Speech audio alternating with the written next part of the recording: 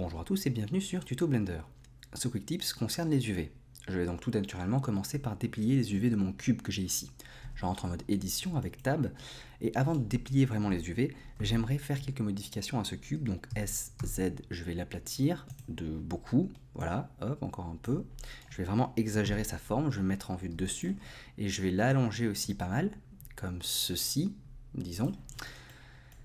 Et maintenant que j'ai une forme un peu déformée, un peu exagérée, juste pour avoir un modèle qui se prête bien à vous montrer le quick tips que j'aimerais vous montrer, je vais déplier les UV qui sont ici.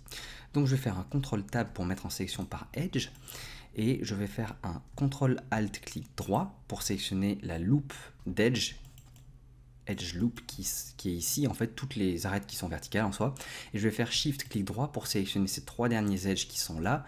Comme ça, j'ai toutes les arêtes que j'aimerais avoir en tant que couture pour le dépliage de mes UV.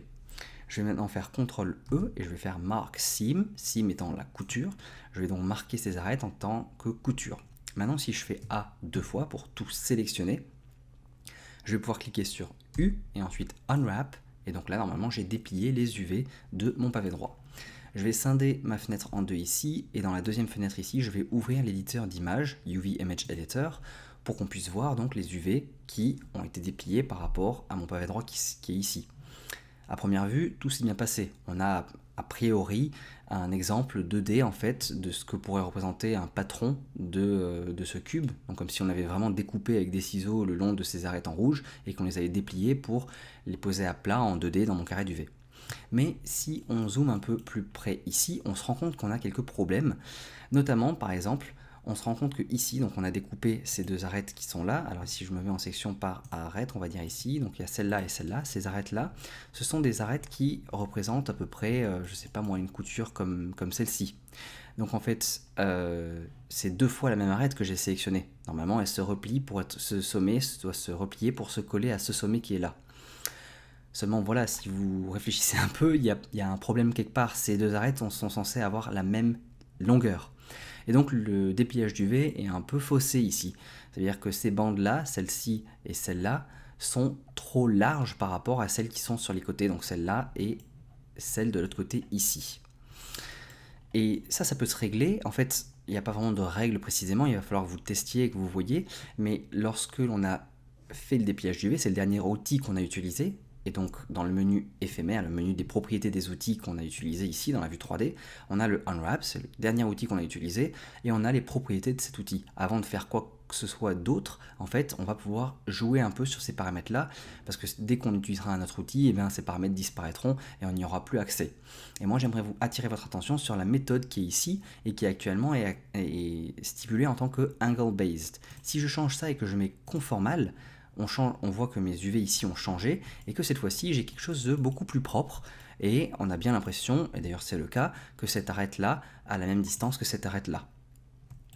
Parce que c'est la même, en soi elle a juste été coupée en deux, comme si on avait passé une paire de ciseaux et qu'on avait coupé cette arête en deux. Voilà, donc ça en fait, la règle de conformal ou angle based, il n'y en a pas vraiment. J'ai cherché un peu sur internet. Je dois avouer que je ne suis pas allé très loin dans mes recherches, donc si quelqu'un a une solution vraiment plus solide que ce que je vais expliquer là, eh bien qu'il la mette en commentaire s'il vous plaît pour que tout le monde puisse en profiter.